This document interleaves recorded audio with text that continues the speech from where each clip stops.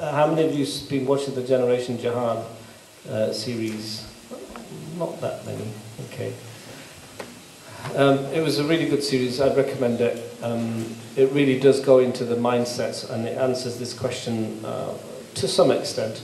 You know, he tracks, Peter Taylor is a seasoned journalist, he tracks people down, he interviews people who have been served sentences for planning and done lots of research. Anyway, simple answer to this is the fact that I sincerely believe that some Muslims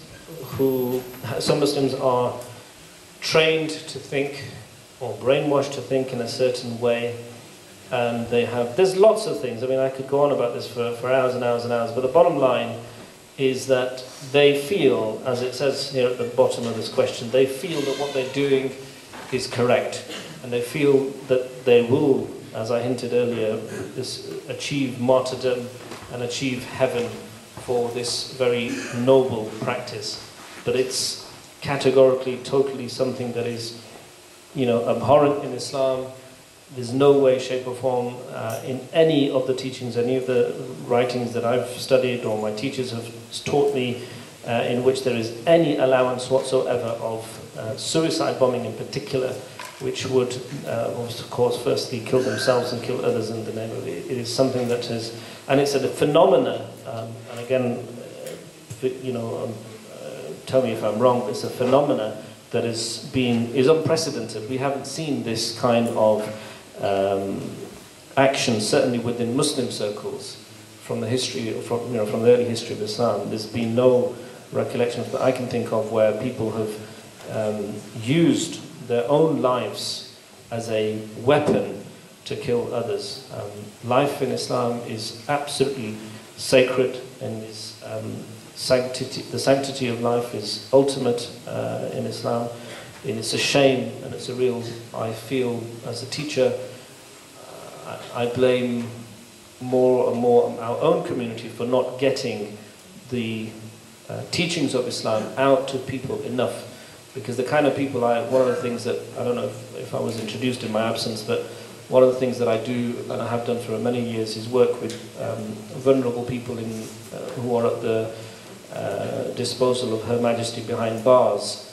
And often when I speak to them about their views and extremist views like this, the bottom line is that they haven't had any access to Islam other than what the radical extremist version of Islam that they eventually did turn to through the net and through Google and the like. So this is why I say I really do. I know I'm pointing the finger rather than in others' direction. I always point the finger towards myself and say that we as a Muslim community haven't done enough to teach the true tenets of Islam to young people, which would then build their resilience against any kind of radical Islam that would turn them to blow themselves up and others. It's totally wrong and it's totally abhorrent, and we need to do more to tackle it. Okay. If you want to add to that. Sorry. Yeah, actually, I think we'll try and move on to one very quick question. If somebody's absolutely burning for something that they want to ask. Yeah? I mean, I think the speakers are okay for a while to be here. If there's somebody, if the gentleman there in the yellow, he stands out quite a bit, you can pass him the mic.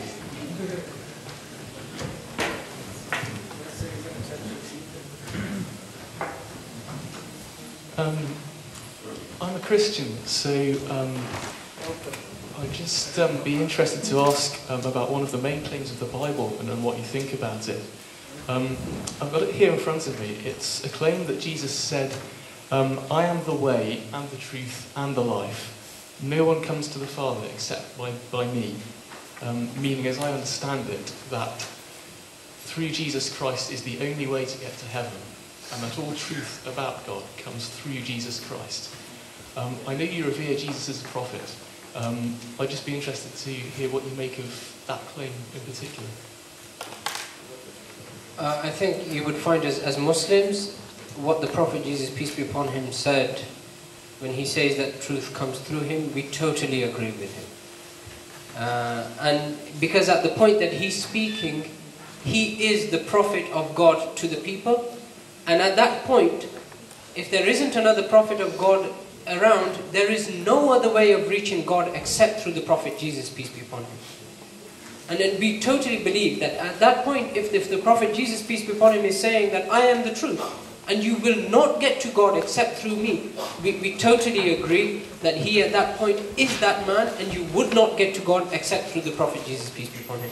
What we say though, is that after him, there came another prophet, and that when he brings about his law, then he's continuing what the Prophet Jesus, peace be upon him, had said years before. So we do believe at the point that he says it and makes this claim would be absolutely true. So does that mean that the claim was effectively true until the Prophet Muhammad came? Yeah. Okay, great, thanks, very helpful, cheers. Thank you for that question. At least we have one happy customer. Okay. Just the one. I'm happy. All right. So, I mean, I think I'm going to try and push it to 9:15, if that's okay with everybody. Fantastic. It's 9:02 at the moment. 9:15. It gives us a few more minutes. So I can see that there's lots of people that actually still want to ask questions. So come on, have we got any controversial? Come on, let's go for it. Yeah. There's somebody at the back there who's had his hand up for a long time. His brother, is it? No, it's yeah. How about the? Sorry, I'm trying to go male, female. So if I can go for the lady there in the black. I've been told to do that. I got in trouble. I don't know why. Lady in black.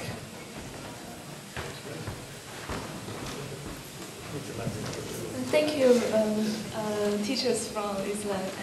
I'm a Buddhist from China, and I really admire your religion, your wisdom and history, and your kindness. And actually, I think different religions really are individual thing, and different people can have different religions. And actually,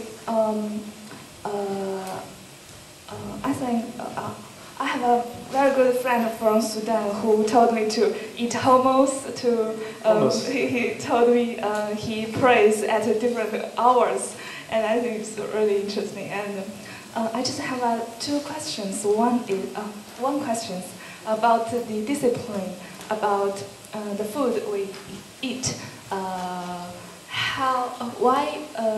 My friend told me that he can eat some seafood, but not the lamb or the beef with blood. So why there is a difference for different animals? Because all religions talk about every animal is equal. You eat or not, every creature is equal. So why there is a difference for seafood and lamb? Thank you very much. Yeah, I mean you'd be surprised to know, actually, with me and my learned friend here, we studied in Egypt, and I think I'll just answer it with this kind of description that food laws in Islam, there are some clear absolute no-nos, just as there are some clear absolute no-nos in the Old Testament, which Jewish and Christian brothers and sisters follow. There are some absolutes, but then there's some grey areas, which what we have within Islam is 4 schools of law, and each school of law has certain variations. For example, you mentioned seafood. When we were in Egypt, and Egypt being a country that was traditionally well into their seafood, still are, the Imam Shafi'i and the followers and adherents of the Muslims who lived in and around Egypt were permitted to eat prawns, right? Just as an example. Whereas in the Indian subcontinent and the kind of Central Asia, where Muslims are predominantly from a different school of law, and also because they don't particularly have that much seafood around them, the imams that made rulings around the grey areas, as I said before, prohibited it. So one thing that is externally perceived about Islam is that the food laws are extremely stringent and extremely strict. Shows I'm hungry now. But actually there is, as I say, lots of variations within. But the bottom line is that the Quran talks about the generality of food